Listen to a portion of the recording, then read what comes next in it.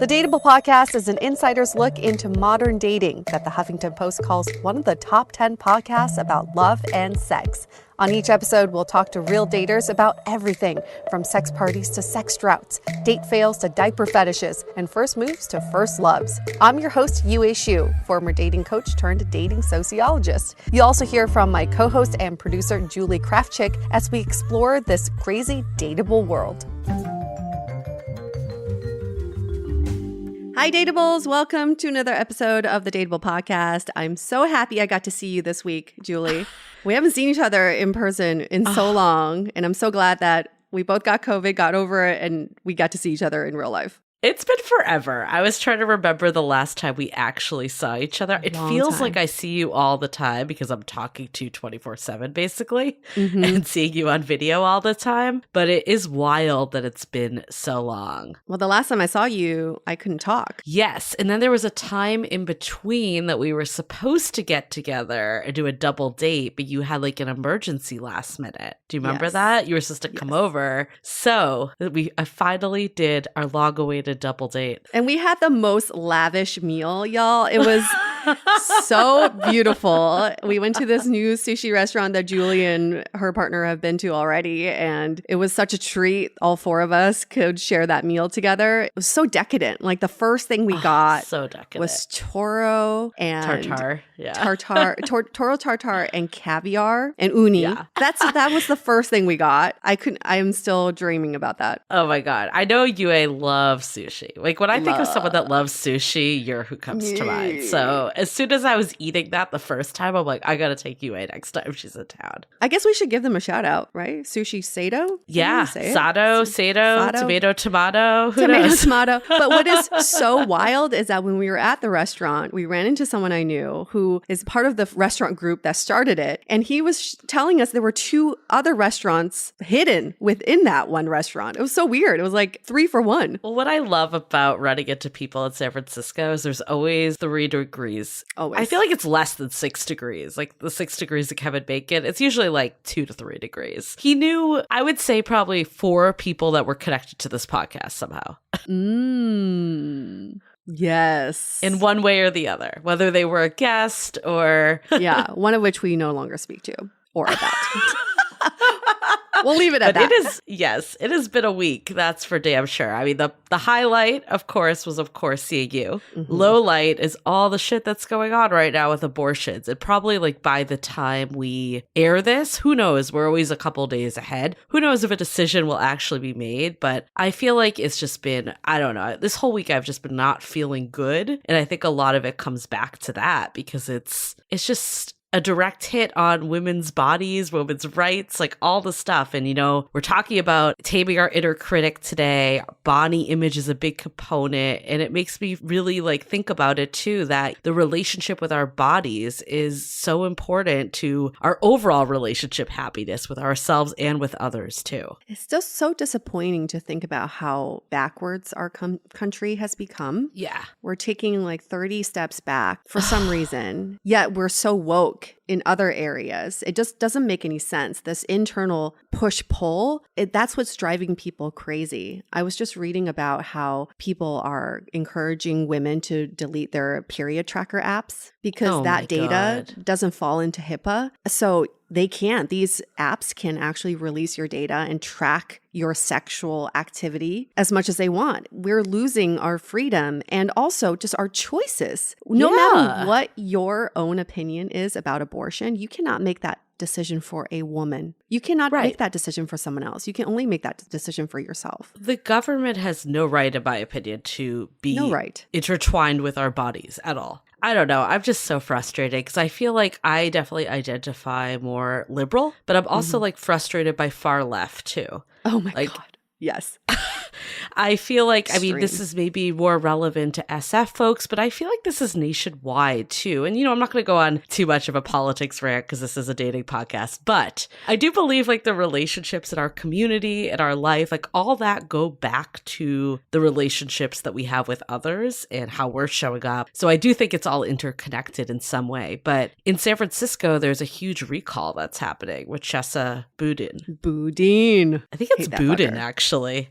Is it boudin? I just call him I looked boudin. it up. Bougie. I know. I feel like I was calling him boudin, but then I He looked up his sucks. pronunciation. He sucks. I feel like he's gone so far left of just like any criminal activity is like fair game. Like he doesn't want to prosecute anyone. So No. it's just made the city super unsafe. But do you remember, Yue? We stumbled upon his election Yes, we party, did. like when he got Yes. elected. And I remember our friend at the time was there and he's Hated like, him. this is bad. He's like, this is really bad for SF. And I was ignorant at the time and did not vote. I was like, oh, this doesn't really affect me, you know? And I think it's so easy to do that. So like, hopefully people can, you know, take that vote if they want to. Glad that we can voice our opinions. I wish we could voice our opinions with all the abortion stuff. The fact that like that's just sitting with someone else's control is really disheartening. I feel like each direction's fucked. Well, I think we can relate this back to dating, which is a lot of times we forget we're sharing the same goals. So therefore, all we're trying to do is just prove that we're right. I mean, I feel like politicians get into office just to prove they're right. They're not thinking about your interests and, you know, they just want to be right. And I think in dating sometimes too, we're just trying to win. We're trying to be right. But we forget the common goal is we're trying to improve humanity, right? Especially with dating. Exactly. And that's why we create this friction in dating and in politics, because we feel like our purpose is to prove our point versus like being curious and having a mutual interest at heart. And I think that's something that we've forgotten. Yeah, well, I was reading these articles about how Boudin, however you pronounce his name, was using like San Francisco, not because he like genuinely wanted to make it a better place, but like a testing ground. And, you know, a lot of his policies come from his own upbringing. And I feel like that's kind of dangerous personally. But I've also heard from sources that I will not name, what is the whole like police department in San Francisco is completely discouraged and dismantled. And I've also heard on a dating front that he's a total fuckboy before he became a big shot. So recall fuckboys. Recall fuckboys. That should be our next campaign. Recall fuckboys.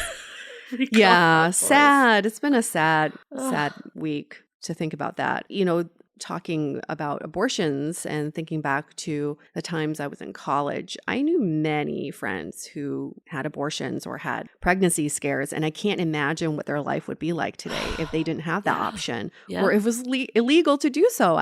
This is not China. I don't want this to be China again. This is stuff like people were trying to escape from their countries, and I really hope we don't become that country. Yeah, well, I think women have just made so much progress. And I read a quote somewhere that it's not just, you know, the body obviously is one big part of this, but it's also the financial freedom that comes with it. Because you're right, if you can't get an abortion and now you're raising a child when you're 17, like that's going to mess up your whole trajectory if you're not ready. And is it really fair to the child, right? There's like another whole side of it is it's like pro-life versus pro-birth is another debate. Like, are you really giving this person the best life that they could if you aren't fit to be a parent and ready? Yeah, I've certainly met some parents who probably shouldn't have kids. But was that by choice? Or was I don't know about this one, but yeah, we're going down the body topic this week, so it is very in line with what this whole episode is about. We have a really great body positivity influencer, Katie Sturino. We were on her podcast, Boob Sweat, best name ever. So fitting. And as soon as we did her podcast, we said to each other, we need to get her back. She just like has this, I love it. It's just like a no bullshit attitude. I really appreciate that. This is just a conversation I think everyone can relate to, men and women and everybody from all walks of life, because we've all had those moments and still those moments of just discouraged by our own bodies, not liking what we see, having that negative self-talk and not knowing how to get out of it. And then the media, society, your own network, they're not helping either, because we just kind of perpetuate the negative body talk that we have. So she's someone who survived the negative body talk. She's still dealing with it on a daily basis, but she's able to really flourish out of it. So this is such a great talk talk just to hear from the other side of someone who really overcame this. Yeah, we've had some body image episodes. We've had body image and dating with Erin. We also did one, Everybody Beautiful, with Natalie a while back. So this has been a topic we've hit a few times. But this is, I feel like, a different perspective, which, there's always going to be many perspectives. But what I like about this is it goes deeper than just body too, of all negative self-talk, because we all face this. This is something that is in all of our heads as we're dating. And, I feel like it shows up extra hard when you're dating, because dating is ultimately a reflection of you, or the way that we interpret dating, whether it is or isn't. Really what dating is a way to find connection. But I feel like people use it as validation that there's something right or something wrong, depending on how many dates they get or how far a relationship progresses. So it can feel very personal. And our inner critic loves to come out when it gets personal. So this episode, we definitely go into it all. And Katie posed one question that has stuck with me the last couple of weeks of, why did I have to do the work? And I think that's something to think about, like, as we're listening to this episode, because I feel like a lot of times we all feel like, why do I have to do all this? Like, my inner self and reflection mode and all that. Like, why can't I just skip to the end?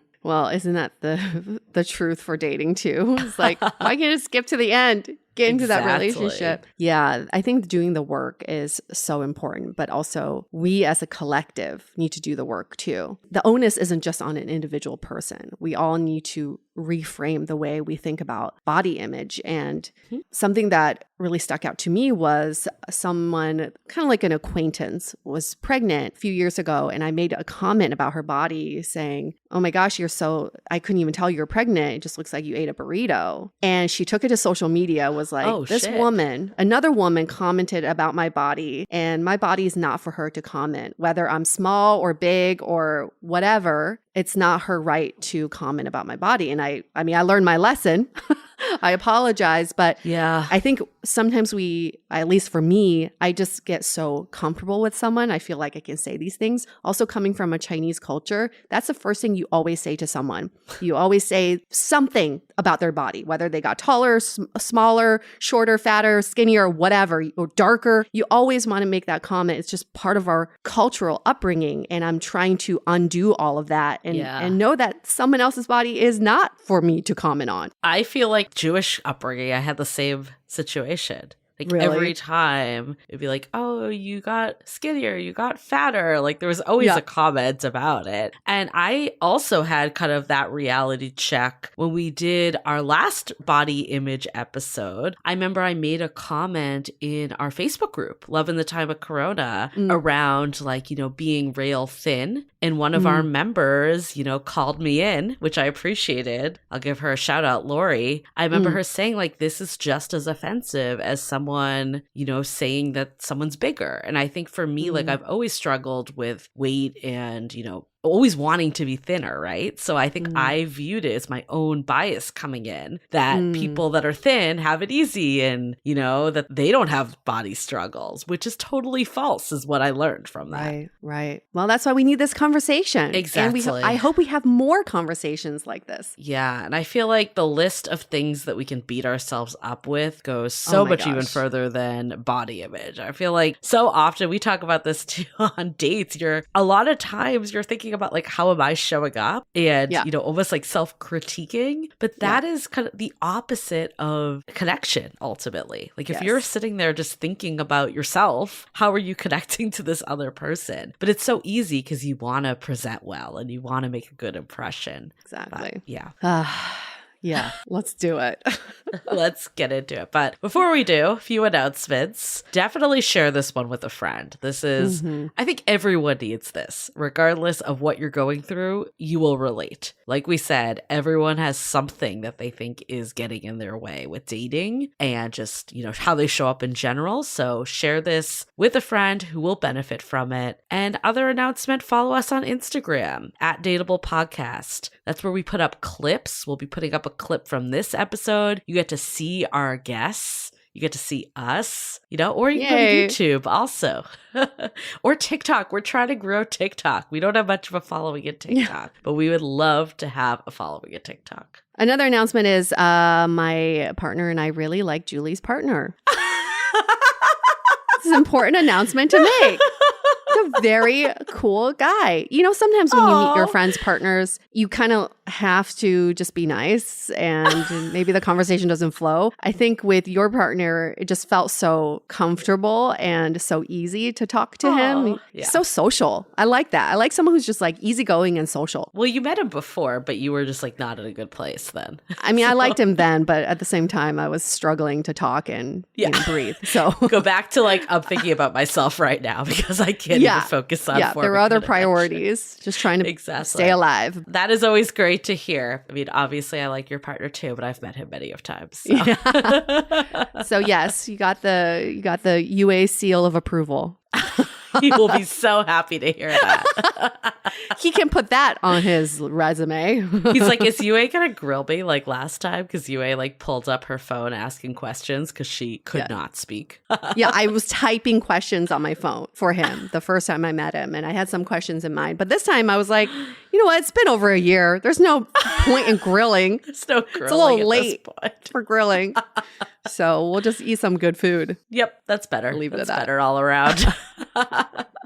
I love hearing that, obviously. But before we get into the episode, let's hear from our sponsors. This podcast is sponsored by BetterHelp Online Therapy. People don't always realize that physical symptoms like headaches, teeth grinding, and even digestive issues can be indicators of stress. And let's not forget about doom scrolling, sleeping too little, sleeping too much, undereating, and overeating. For me, stress takes over my life sometimes to the point where I spend more time stressing than actually being productive. For many of us, stress shows up in all kinds of ways. In a world that's telling you to do more, sleep less, and grind all the time, here's your reminder to take care of yourself. Do less, and maybe try some therapy. Personally, therapy has been a life-changing experience, helping me truly feel my feelings and have the tools to make progress in my mental health. BetterHelp is customized online therapy that offers video, phone, and even live chat sessions with your therapist, so you don't ever have to see anyone on camera if you don't want to. It's much more affordable than in-person therapy. Give it a try and see if online therapy can help lower your stress. This podcast is sponsored by BetterHelp, and Dateable podcast listeners get 10% off their first month at betterhelp.com/dateable. That's BetterHelp.com/DATEABLE.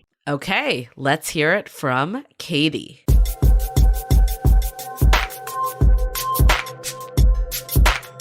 What are we talking about? We're talking about overcoming negative self-talk and that inner critic that we all have. And Katie Sturino's with us today. She is the body acceptance advocate, entrepreneur, and founder of Megababe Beauty. She's the author of the book Body Talk: How to Embrace Your Body and Start Living Your Best Life. And she also has a podcast called Boob Sweat that we were on. So thank you for having us on as guests.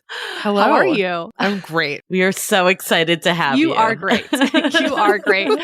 Here are more stats about Katie. She's 41 years old, lives in New York and Palm Beach, originally from Wisconsin, and she is married. Let's get right into it. Let's start with your own personal story. You describe yourself as a bigger girl. What does that mean, and how did that play into your earlier life? In terms of how it played into my dating life, it has always been a factor. It definitely negatively impacted the way that I felt and the treatment that I accepted from men, because I thought that that's just what I could get. I definitely didn't think that I deserved what my friends seemed to get, which was like a respectful, normal relationship. And I found myself in not great situations. I have to attribute that a bit to my size, because I really felt that like, well, this is who's here for you. So that was terrible. And I'm glad that I was able to learn that those were in fact not true feelings. And I'm on my second marriage. I dated a lot in between my first and second marriage. And I think I learned the most about myself in that time, because I had gained so much weight during my divorce that I had to date in a whole new body. And I actually learned to love myself at my new size and feel the most confident and most sexy at the heaviest I'd ever weighed. So I think that there's a lot of good learnings in there. So walk us through that early part, because I definitely can relate to a lot that you said. And what I've actually learned is through our community, everyone has their hang up. And what you think that everyone else has, it's super easy, but they think that about everyone else. And we all feel that we've been dealt the worst hand. And that was a huge revelation for me, that it wasn't just me that felt that way. And I guess I'm curious, like, how did you get out of your own way with that? How did you start to realize that that wasn't actually what was getting in your way? It's just like with body acceptance, that you think that you've been dealt the worst hand, but in fact, you haven't. Everyone thinks that they have like to battle this like body, whatever terrible body they've been given. And I guess what you're saying is it's the same with dating. It's just not true. We all think we have like this thing to get over, but it's not true, right? I mean, basically, we all have issues that we're getting over, but for some reason, everybody feels like they have the bigger issue to deal with, which is not always the case. So grass is always greener on the other side, because when you're in your own body, you're like, well, if I had that body, my dating life could be a lot easier. Yes. But how did you get over that? Oh, right. You're like, how'd you do it, girl? Here's what I think is interesting. I had come out of this relationship and I had felt so terrible about my body. And as I had gained weight, I was like, well, now no one's really going to want me. But what I found, and I know that this isn't the best advice, and I will say that up front, I went into the dating world and basically men complimented me. And it had been so long since a man had complimented me on my physical form. I was like, wait, am I sexy?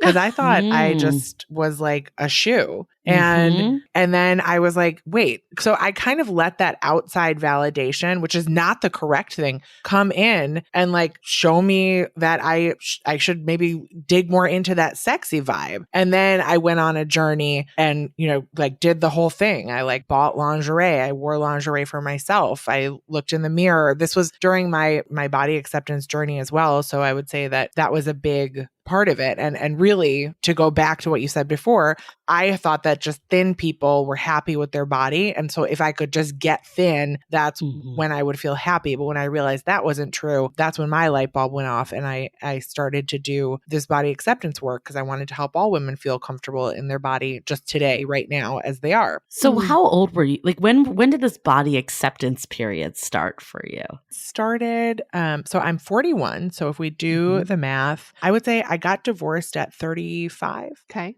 Which is like probably your nightmare time to get divorced if you're thinking about it, maybe. Because like you're right. That's the time when society tells you that like you're approaching the last years of like having children. Your time's running out. Yeah. Yes, your time's running out. And you've spent all your good 20s like with someone who you're not going to be with, which I'm here to tell everyone is a lie, because I'm here thriving, still looking amazing, and with frozen eggs can have children, I don't know, whenever we want. But I think that I started at around 35 to go on this body acceptance journey. So walk us through then the earlier parts of your life. Where were you, when you were younger, realizing that you were kind of a bigger person? Like, how did that play into dating until you met your first husband? Well, I think that I often just assumed people were not interested in me. Why though? Because I was like, I don't have the body you want. You want a skinny blonde girl. Because that's what you see on TV. Yes, that's what I was seeing on TV. That was my only reference for what a hot person looked like. There was no alternative hot person. Like that was just it. I grew up in the 90s, like looking at, I don't know, Beverly Hills 90210, the first round. Right. So, and nobody ever mentioned that they were like 35-year-olds playing high school kids, but who cares about that? You're right. So I think that I had no other example of what beautiful looked like or what hot looked like. So I just assumed that I was not it. I can relate 100% to that. And I feel like for me, it made me just focus on other things instead of dating. Did you feel something similar, or were you always still dating despite feeling this way? No, I was pretty boy crazy. And I did, but I really I was very careful with who I put my affections towards. Like I really would like kind of make sure that they were interested in me before I would put anything out there. And I would never go for people who I just thought weren't going to be interested. You know what I mean? Like, I feel like I would let someone throw the first move towards me, and then I'd be like, oh, okay, you're interested. So let me see. Do I like you? Maybe. So it was never you selecting. Right. You're not taking initiative. Right. Because I found that most of the time, if I did take the initiative, the answer was no. And I'm talking about from like elementary school on. You know, like if I had a crush on the soccer player, the soccer player did not like me back. So I just kind of learned to like wait to see who was interested. So was that the case with your first husband, or was that different that you actively chose each other? I've always had the same type. I like a big hairy guy, preferably with a chain, Oh, like a Tony chain? Soprano. Yes. Yeah, just like Tony Soprano. It's always my type. I never deviate from this type. I don't know why we have types. If you have an episode on types, let me know. It's just, it is what it is. So I've always liked this type of man. But I did start to like get more bold and was surprised sometimes when like someone would like me back. Cause I was like, me? You're interested in me? But no, I've always been a very active dater. Yeah.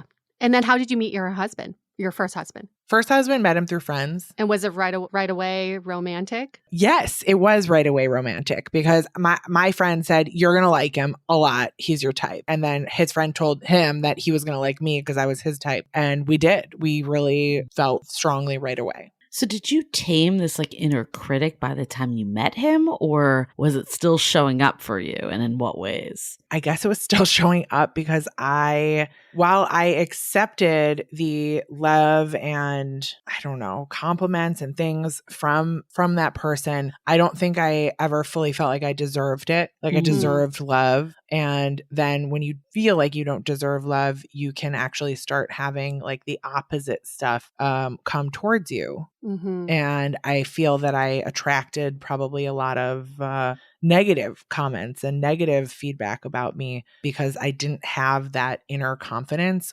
or the self-worth to know that sometimes what was being said to me was not very kind. Yeah, like a self-fulfilling prophecy. When you start acting like you don't deserve love, then you're going to see all the clues for it. Like I went into that relationship stronger and I'm more like my old self now. I really do think in my early 20s that I was like more confident and felt that I was just like a beautiful, special person. I think that people don't realize that you can lose yourself in a relationship, not in a good way. And then that person that you're with might just start reacting to the things that you're putting out there. So it's not necessarily, I'm cutting this person a lot of leeway on the show, but I'm just saying that I think that you then start to believe that that's your position. And so it took me a while out of that relationship to rebuild my own self-esteem. And I did it at 75 pounds heavier than I was when I entered into that first relationship. So I'm saying that like people say, oh, I need to lose weight before I start dating, or, oh, like, let me lose weight before I like make a profile. But I'm just saying I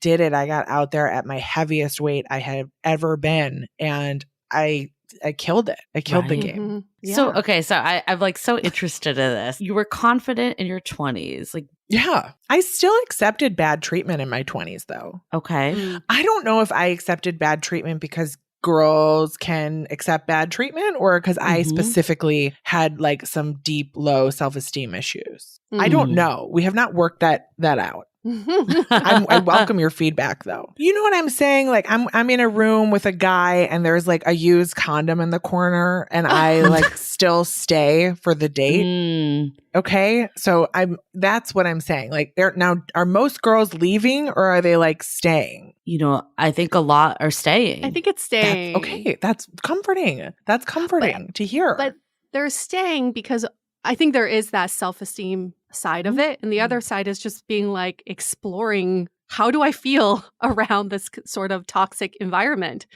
And getting to your kind of like your threshold? Threshold. Trying to test your threshold. That's what it is. I mean, I think it does go back to the fact that, like, you know, in our 20s, there's a lot of self-critics that are happening. Yes. And it doesn't, and I've learned this from our Facebook group, it doesn't just have to do with your weight. There's a zillion things that could be going off of why you're not enough and why you're not worthy. And I do think it takes really being comfortable with yourself, which it sounds like you stepped into in your 30s after the divorce, to realize, like, I'm not going to stand for this type of behavior because I deserve better. So I think a lot of it comes from not feeling like we deserve it. Yeah. Now I'm just having a therapy session on your podcast. No, but I think what's incredible about your story is that you came into your own after a divorce in your mid-30s at your heaviest, when most people would think, I am at the lowest at that stage. How do I get I'm myself? done. You rose to the occasion. So how did you do like that? A phoenix. Because I'm going to tell you something. You can choose to lay down and say, that was my life. My life is now over. Or you can start again, and starting again sucks. Like it sucks. You got to make new friends. You got to get new routines. You got to go to therapy. You got to do you have to do the work, and it's called work because it sucks. Like it really does. But you build. And you don't even know what you're capable of. And I find also that people who are in pain like that, there is so much like productivity and so much power that can come from being broken. And I built Megababe because I was like, I couldn't sleep. Like these are things that we don't explore when we talk about ending relationships or what life is supposed to look like. Right, because it can only go up from here when you're at the worst, right? You're at the rock bottom, essentially. And the only way out is through, and like all these things no one wants to hear them, but like it is just true. Yeah, the only way out is through. Love that. So that actually made me think of something. You kind of had this light bulb moment of, I'm going to love myself, as cheesy as that sounds, but it's like, I'm going to accept myself. Choose life. Yeah. And then you you dated and had the most success despite what size you were at. Did you take a break? Like after your divorce, like one of the things that I think of is so important. In our community, we always hear people saying how they master date. They go on dates with themselves and really get to know it themselves. Oh, that's what it's called. Master date. There you go. You guys you said master date on my and I just thought it was like a pro level date, like a master date. I didn't get master date. Okay, I didn't get it. Now I do. Hilarious. So they master date, and I know for me, taking a year off from dating and really just like getting to be comfortable with myself was so important on my journey. Did you have anything like that, or was your process different? Oh, I was alone a lot. I mean, I was alone doing the work. And did I take any time off from dating? No, I would say there were varying degrees of dating. Was I like entering into any serious relationships? No, not for probably a few months. I just spent a lot of time alone. And I think most of my friends were in relationships, and it just like, I was just alone a lot. And so is that a master date in theory? Like I did a lot of things alone. I traveled alone. And I think that those things are really important. It's important to be comfortable with yourself. But I understand why people don't want to take those breaks, because I think you're going to get stale or something. Yeah, I find it fascinating because a lot of people think that a relationship will solve all their problems. No. And it sounds like, if anything, this actually like broke you down further. Do you feel like it's because you didn't, do the self-confidence work at that point, or like what was it? Yeah, because I didn't. You know what I've always wondered also? Why did I have to do the work? Like, why do I always see people just in relationships, living life, like whatever they're doing? I'm like, did they ever have to do the work? Like, are they fine in their relationship? Like, why do I have to do this work? I've never understood that. And I think the answer just might be that people's relationships are never what they seem. And, you don't know what people are going through behind closed doors. And I think that might just be the truth. But I really felt that. I really felt like I don't understand why I couldn't just go on like feeling, bad about myself. Why was I forced to do this? But obviously it was so good that I was. I think a lot of people feel that way. I remember feeling that way too. Like when a relationship of mine broke down, I went to therapy, and that's what changed me for the better too. Yeah. And I think sometimes it takes that breakdown to build back up.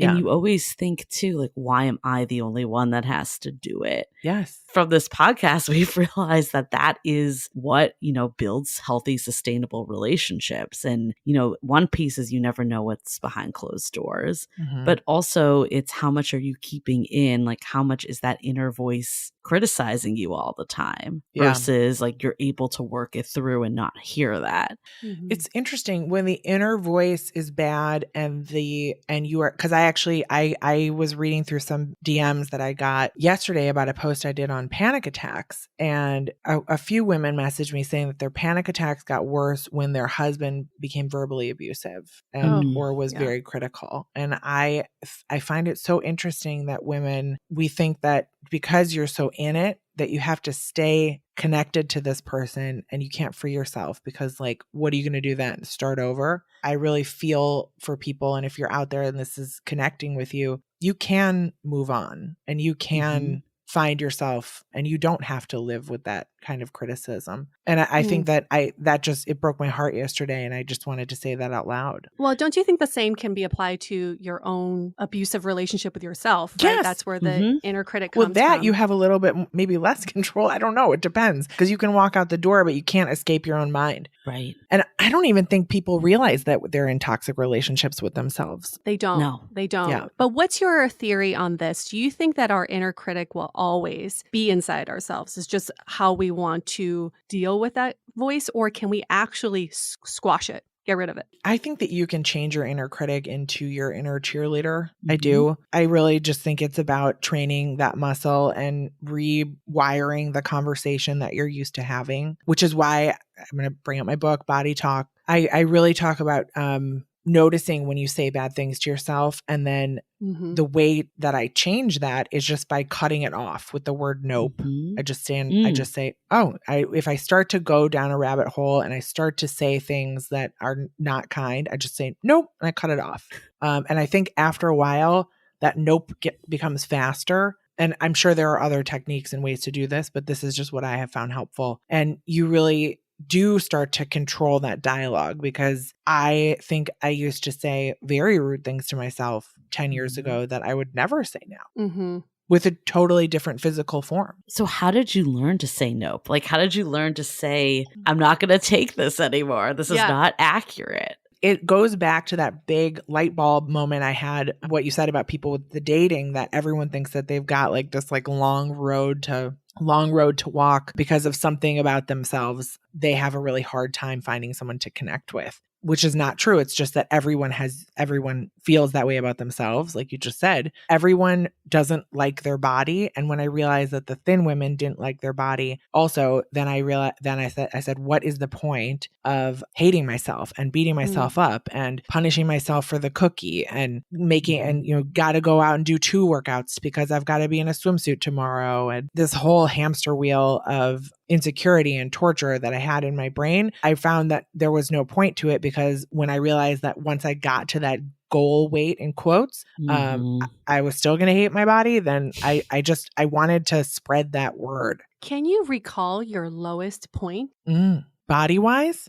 Just emotionally, that inspired you to do something about it? That you're like, I don't ever want to feel this way again? No, I don't know that it was a point. I don't know that it was a point of low. I think what it really was like the eye-opening experience that women everywhere hate their bodies, including myself. And then I just it's like that part in the Matrix when he realizes he's not in the Matrix and he looks out and sees like everyone is in their own pod. And that's how I felt. I was like, wait a second, we're all just out here hating ourselves for no reason. Like, why, what are we doing? That's kind of how it felt. It just felt like I broke free from something. We had this post in our Facebook group that women of all body shapes were commenting about how they felt, and men were chiming in too. And it was like, not that I want people to feel bad about themselves, but it was eye-opening to see that it touched everyone. Everyone hates their body, which is bullshit. Yep. So in your book, you talk about other stuff too. It doesn't have to just be body. I mean, there's so many negative self-talk that we can, spew to ourselves. What were some other areas that showed up for you? Oh, I think people have problems with their skin, or they don't feel beautiful. They don't feel worthy. It can be anything. It can be you're too short, you're too tall. Anyone's physical appearance, I think that they think that it's it's like unique to them and that something is wrong with them. And so often that starts with like a comment when you're little. Mm-hmm. And you remember this playground comment all the way now. You're 41 years old and you still remember this like one moment on the playground. And that is what rolls around in your head when you're supposed to be feeling good. That little voice can pop in and be like, thunder thighs. Yep. I had a girl call me roly poly. There it is. You have that memory. On the playground? Like in gym class. You didn't even have to think about it. No, it was right there. Still there. Yeah. Yes, that's what I mean. So like those like little pieces of trauma stay with us and then we bring them everywhere we go. Let's hold that thought for a few quick messages. This episode is brought to you by the Baby or Bust podcast. Did you know that 1 in 8 couples struggle with fertility? That's over 7 million people in the U.S. alone. And the risk of miscarriage, it's more common than breast cancer or diabetes. The challenges of your fertility journey, we don't talk about them enough. We assume that when you're ready to have kids, it'll be easy. But that just isn't the case for everyone. The journey can be expensive, mystifying, and full of disappointment and shame. But there is hope. You are not alone. On the new podcast, Baby or Bust, host Dr. Laura Shaheen, an OBGYN and reproductive endocrinologist, answers your questions, dispels the myths, and transforms disappointment into hope. The show explores questions such as, should I put my hips up afterwards? When do you know it's the right time to have a baby? Do hot tubs really kill sperm? Join Dr. Shaheen each week for practical approaches for your fertility journey. You are not alone, really. Find Baby or Bust on Apple Podcasts, Spotify, or wherever you get your podcasts. Have you ever thought about how much better dating would be if you had a whole army of people supporting you along the way? We know that dating can be frustrating and lonely, but it can also feel fulfilling and fun. Have you recently decided you want to make some changes to your love life? Maybe you've recently re-entered the dating scene. Maybe you've gone on one too many dates that went nowhere. Or maybe you're just ready to take your current relationship to the next level. That is exactly why we created the Sounding Board, a true extension of our podcast that delivers a personalized experience, which includes monthly office hours where you can drop in and chat with us about anything, weekly sound-offs with guided discussions, and regular virtual happy hours. Allow Julie and I to become your dating Sherpas to provide real-time guidance and wisdom in a more intimate way so we can all navigate dating and relationships together. Join the Sounding Board today by going to dateablepodcast.com/sounding board. Again, that's dateablepodcast.com/sounding board. What about outside of physical? Because I feel like, there's this, I'm not good enough. There's beyond weight physical. Yes. Yeah. Self-esteem is something that we all should strive to have, obviously. I think that we have narratives about ourselves, negative narratives that you can change into positive narratives. I read Gabby Bernstein's books, and she's always talking about these narratives that we have in our head that are no longer serving us and that we've created. And so I think one of mine was like, I'm from Wisconsin and I'm here in New York. And like, why am I here? Like, I'm not even local. Like just silly things that you make up in your head. Plus I'm big and everyone's small and you find ways to feel different. And I think that you can change those stories just as much as you can have them dictated to you. You can change them and put a different story out into the world. I think part of the struggle for many people, including myself, is identifying what is a toxic criticism versus what's something that's actually helpful for you. Because to me, growing up in a Chinese household, every other word was a criticism of everybody. You're too tall, you're too short, you're too fat, you're too skinny, you're too dark, you're too white. Everybody has something that's like too something. Yes. And growing up in that kind of household, you just feel like, oh, I'm getting criticized for my own good. I will improve myself now. I will try to be not as short, or as dark. That was a big thing in my household. I was always the tanned one, which is not a good thing in Chinese culture. So everybody was always like, can you be a little bit less dark? Like, I don't know how, but I will try my best. So how do you decipher what criticism is actually good criticism, or is there actually good criticism, and what is very toxic? And Katie's holding her head. She's like, this is I don't think that there's there's feedback. And if you're doing something wrong in your life and someone's giving you feedback, that's fine. Everything that you just said is bad criticism. And those people and the role that they play, it can be an external negative force that basically helps create your narrative for yourself. So you take on that criticism as your own story and you're like, well, they're not going to like me. I'm too short. And I know it because if someone told me that every day, it's that kind of thing. So all the stuff you said, Yue, it's like clearly you can't change your skin tone. Right. I mean, but I'm saying like that's what is interesting. And even, weight, people say you can change your weight, but you like a lot of times, a lot of it's genetic and, you can only do so much. Mm-hmm. So what is the difference of feedback versus criticism? Is it stuff that you can't control, or is it stuff that's more about behaviors you could change versus fundamentally who you are? I don't know. I think the feedback thing is, I don't know that I've ever gotten feedback from anyone in my life. Have you gotten feedback that you find helpful? Definitely through my partner. Yeah. Yeah. I was going to say there's definitely stuff that's come up, but I think for me, it started off not as helpful. I took it as criticism. Yeah. And then over time, I'm like, okay, actually, this is helpful. Like it was, for instance, I was like mispronouncing a word and I found it really annoying at the time to just be corrected because I took it as like a sign of, faulting my intelligence. Right. So I took it to that sign. But I do a podcast for a living. I obviously want to say words correctly. So it actually is helpful. Yeah, that's I different. Struggle. But what is the line though? Because I definitely took it as criticism up front. And I got really upset that I was just like constantly getting corrected.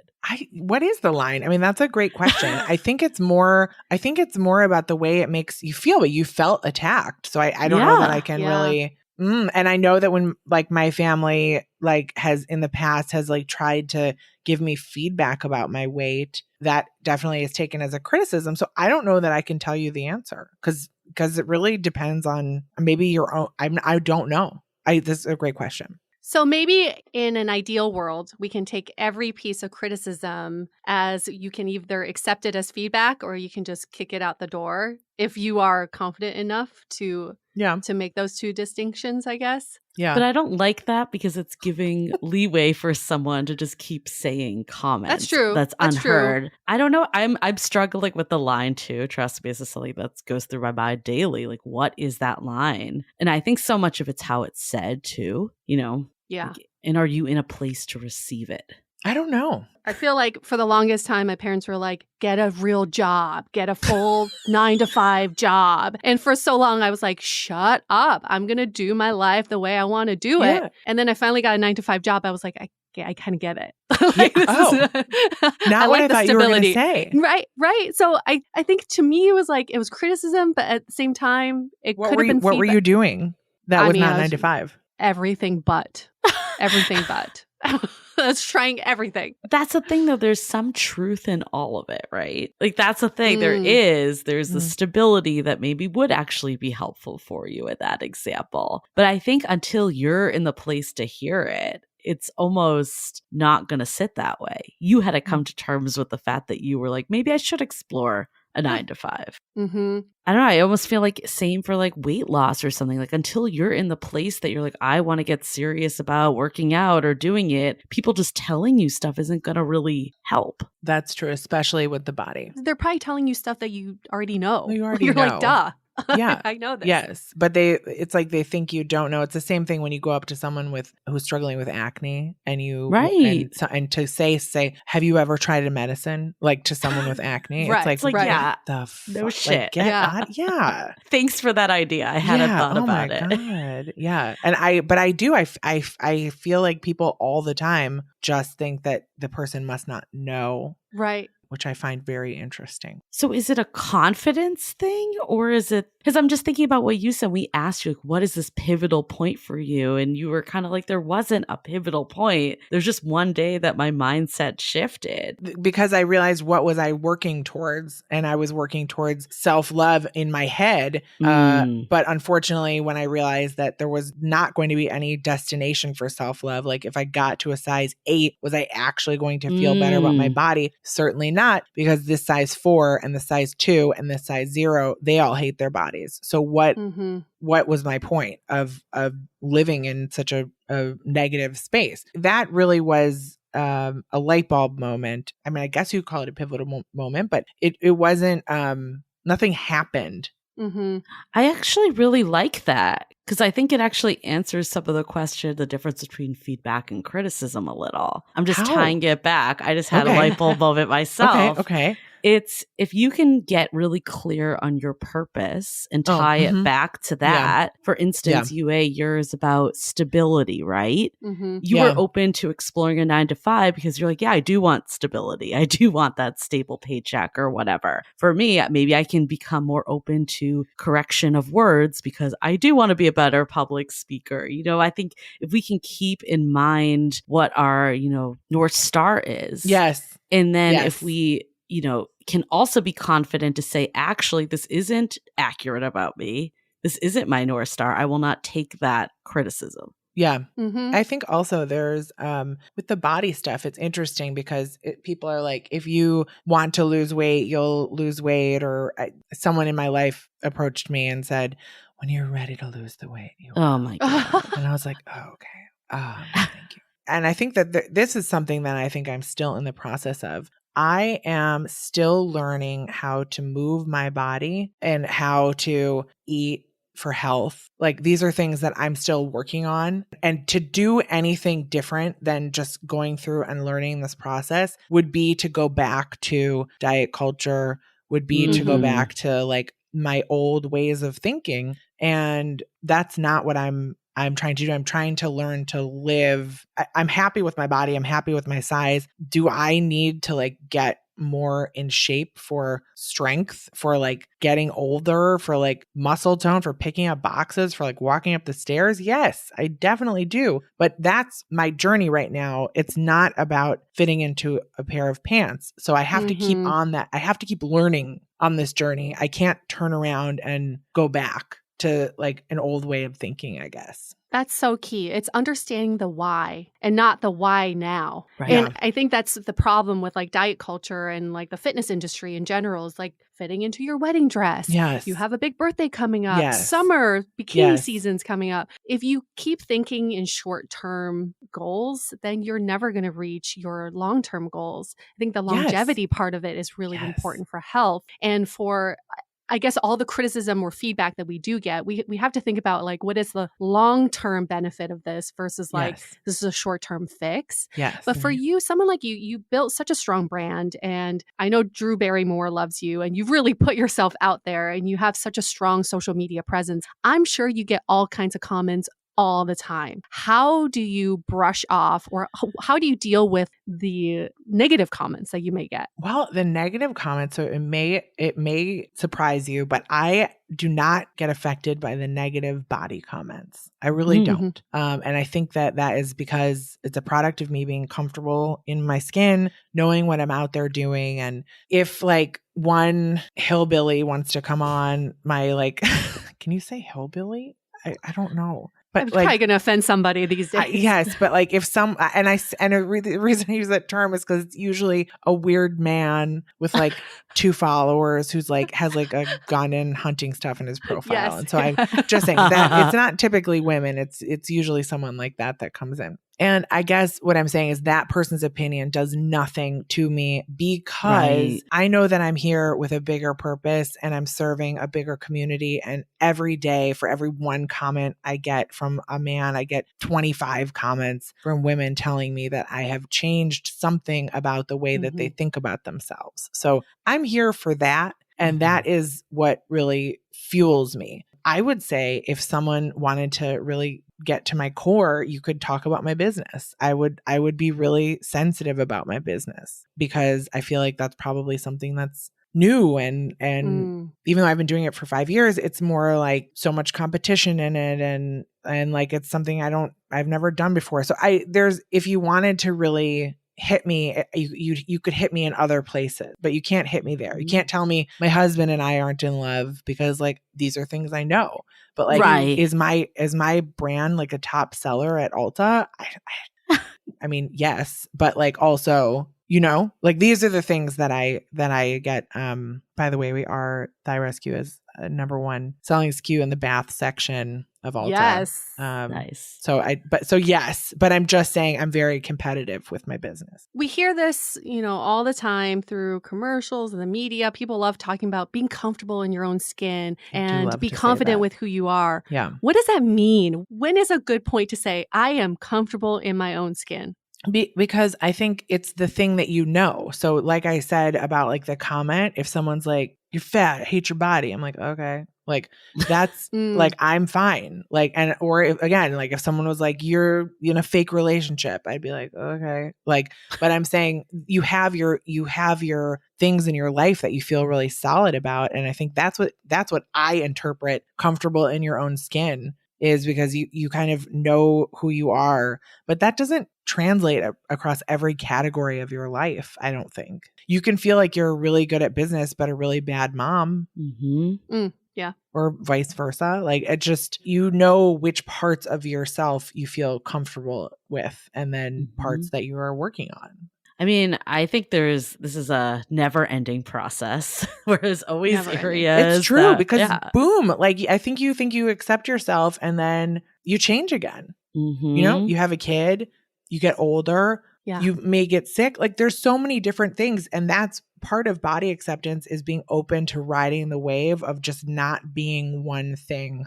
Like I accept myself only in this phase, or only if I look like this. Like you have to kind of understand that you change. Right. Well, that's what I love about your Instagram posts where you have like a side by side of a celebrity wearing an outfit and you wear the outfit, and how it's the same outfit, but it can look different. And I think that's just symbolic of relationships too, is that we always think there's like a one size fits all of how relationships should look. Yeah. But we can also create our own look of how that relationship should feel. Yes. And I really love that message you give out. It's like, listen, this is the same outfit, but I can make it look totally different. And that works for me. And that's what we're trying to do. It's like, you're constantly changing. Dating scene's constantly changing. You just have to find what works for you in that moment. So I guess my last question to you is, how is your current marriage different after you've done the work in between the two marriages? How does this current relationship look different than the previous one? I did a lot of that therapy. And then when I first started dating, I was like, you know what? I want a guy who's going to pay for my life. And I want a guy who's going to treat me like a princess. And if he's not a boss, I don't want him. So I had all these very like what, I don't know, pop culture-y ways of like looking at dating. And then as I went on and I kept meeting more people, I realized that what I really wanted, height, he had to be over, he had to be tall.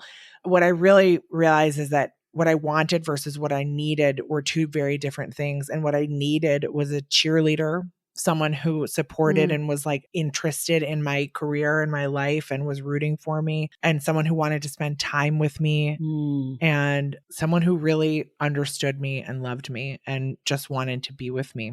Which these things sound like, well, yeah, isn't that every relationship? No, it's not. No, it's not. So I think, and my husband's 5'9". Right. It's never like who you think it's gonna be. It's 5'9". I talk about it all the time. But I'm just saying that like that's the thing, is I think the naive, there's a bit of naivety.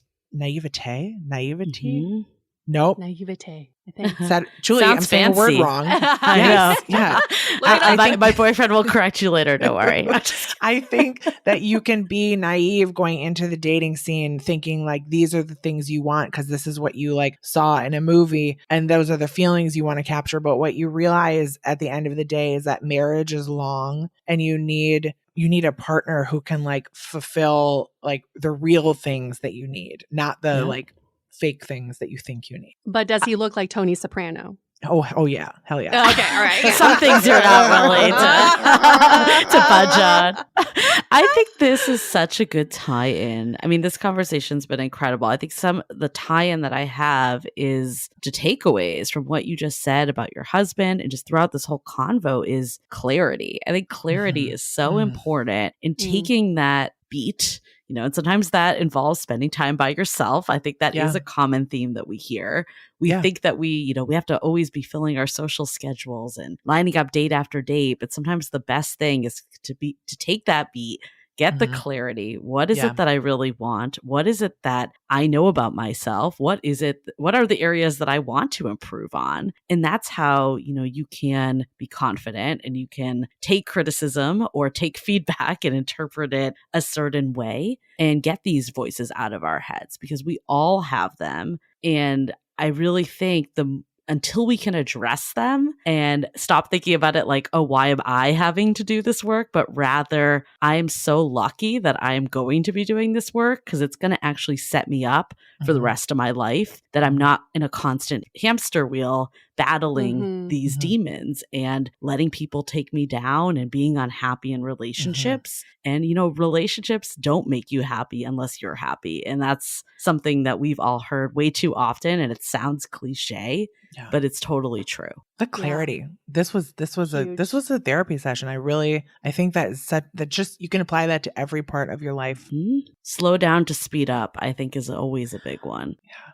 I really like your story about kind of zooming out and seeing the world beyond just your experience. Because I think once we zoom out, we realize we're not the only ones experiencing this. We're not the only ones experiencing negative self-talk. In fact, there are many people who are experiencing the same thing. And it's good to zoom out because then you don't feel alone in what you're going through. And also just know that it's not just about you. The universe does not revolve around you. And so we always say when you're on a date, everybody's so self-conscious about how the other person is thinking about them, when in fact nobody's thinking about you. Like the other person's just more concerned about how they're coming off. So it's important to know that there's many people who are going through what you're going through. The negative self-talk is very interesting because you can either say completely say, okay, I'm gonna just not listen to it, or you can also challenge yourself to say, no, don't say that, but rephrase it. Rephrase it in a kind way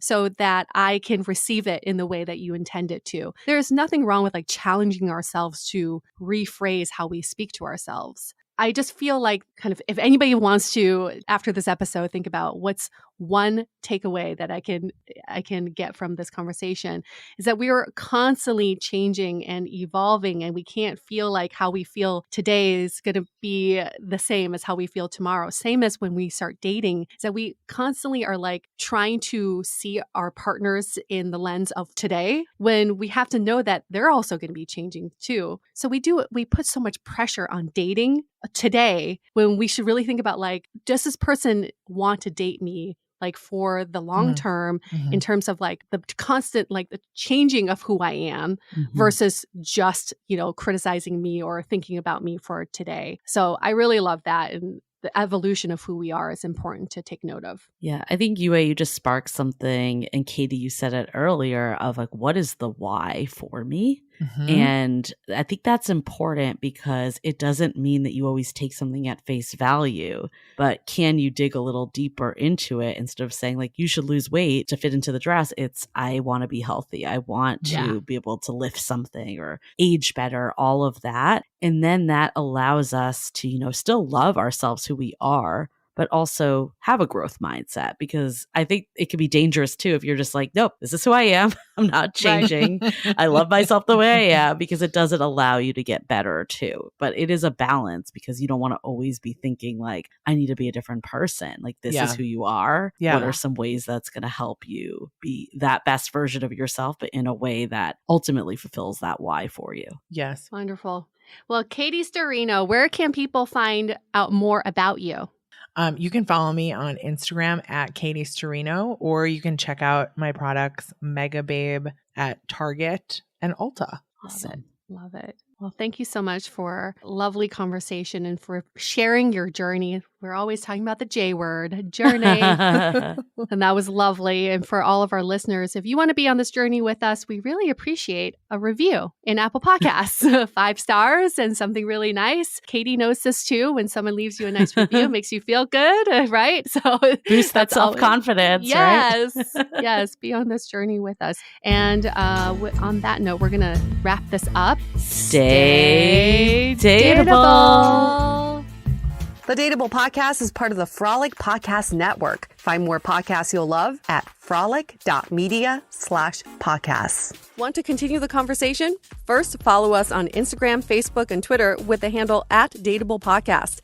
Tag us in any post with the hashtag StayDateable, and trust us, we look at all of those posts. Then head over to our website, dateablepodcast.com. There you'll find all the episodes as well as articles, videos, and our coaching service with vetted industry experts. You can also find our premium Why series where we dissect, analyze, and offer solutions to some of the most common dating conundrums.